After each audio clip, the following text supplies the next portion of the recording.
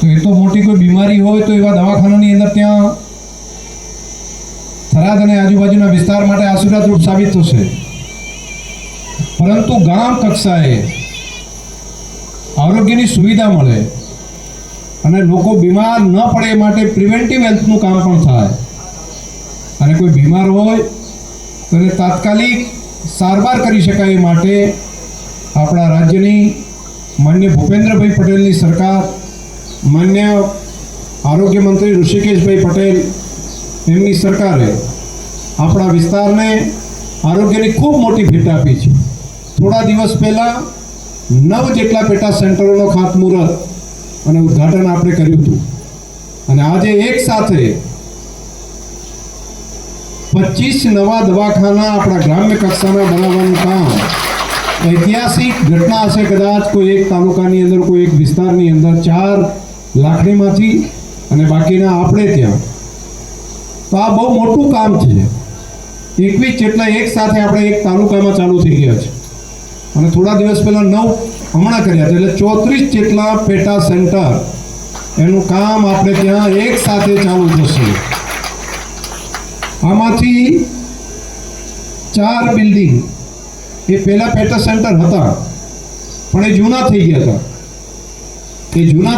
એમાં એક દુધવા, એક પાવડાસણ, ઉટવેલિયા અને સેદલા, આ 4 ગામની અંદર નવા પેટા સેન્ટર એને પાડીને નવા બનાવવાનું, જેને જર્જરિત હતા તો નવા બનાવવાનું કામ કરીએ છીએ. અને બાકીના ગામમાં બિલકુલ નવા સેન્ટરો ઊભા કરવાના છે. એમાં માગરોળ, હળોદર, સાબા, ગણેશપુરા, દુવાની અંદર 2, દુવા 1 અને 2માં, સાથે ખેગારપુરા, આંતરોડ, આજાવાડા, સૌરાખા, ખેરવાડા, કોચલા, સિધોત્રા, કિયાલ, જેઠા, મોરીલાલ, લુણાવા, ડોડિયા, દેતાલ ડુવા, ગણતા અને ટરુઆ, અને 4 જે મેં અત્યારે હમણાં તમને કહ્યા એ પ્રમાણેના. આમ કરીને 25 જેટલા આ સેન્ટરો અને 9 જે હમણાં જ ખાતમુહૂર્ત કર્યા છે એ કુલ મિલાવીને 34 જેટલા નવા સેન્ટર એક સાથે ચાલુ થશે. ને 1 વર્ષની અંદર આના ખાતમુહૂર્ત કરવા છે અમારે.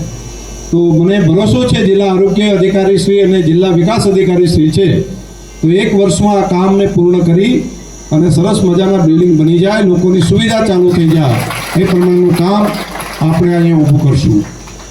એ સાથે સાથે અહીંયા 4 એમ્બ્યુલન્સ પણ છે અને 4 એમ્બ્યુલન્સની અંદર એક સાથે 4 એમ્બ્યુલન્સ સુવિધા સાથે, એમાં ઓક્સિજનના બાટલાથી કરી પ્લસ મોનિટર કરવાની બાબત, તે કપ ભરાઈ ગયો હોય તો વચ્ચે જઈને ઓક્સિજન બંધ થઈ ગયો હોય તો એને ખેંચીને ફરી એનો જીવ બચાવી શકાય એવી સુવિધા સાથેની એમ્બ્યુલન્સો 4 આપણે આપણા થરાદ મત વિસ્તારના પ્રજાજનો માટે આજથી સેવામાં મૂકવાનો નિર્ણય કર્યો છે. આ 4 એમ્બ્યુલન્સો પણ આજે લોકાર્પણ કરવાનું છે.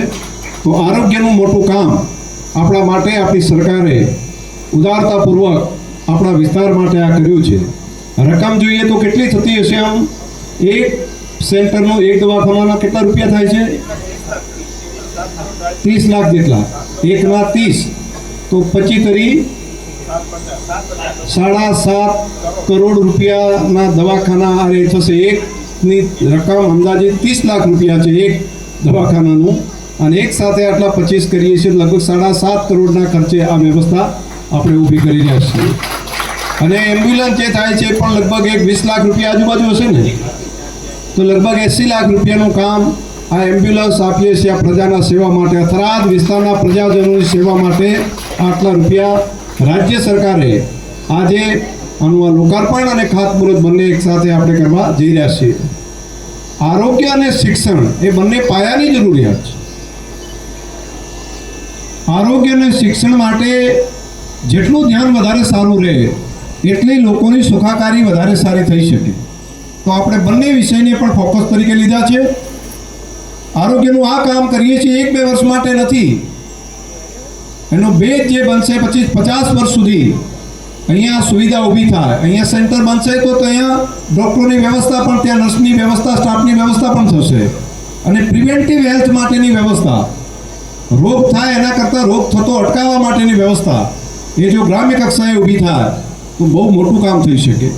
અને આવનારા સમય માટે ભવિષ્યની અંદર બીમાર થાય અને દવાખાને જાય એવું નહીં, લોકો બીમાર પડે નહીં, એના માટે પ્રિવેન્ટિવ હેલ્થનું કામ એ આવનારા સમયમાં WHO હોય કે વર્લ્ડની અંદર હોય તો આની શરૂઆત છે કે ભાઈ માણસ બીમાર ઓછો પડે એના માટે વ્યવસ્થા એડવાન્સમાં કરો. રોગ જેવો શરૂઆત થાય છે ત્યાંથી જ એને પકડો, ત્યાંથી જ એની સારવાર આપવાનું ચાલુ કરો. તો આ દુનિયાનો કન્સેપ્ટ છે અને દુનિયાનો કન્સેપ્ટ જે છે એ આપણા થરાદના આંગણે લાવવાની આપણે શરૂઆત કરી છે.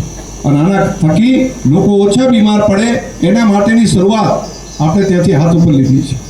તો તમને બધાને તમામને થરાદવાસીઓના હૃદયથી આજના તબક્કે આરોગ્યની આટલી મોટી ભેટ આપતા હું ખૂબ ખૂબ આનંદ અનુભવું છું. અને ફરી રાજ્યના મુખ્યમંત્રી શ્રી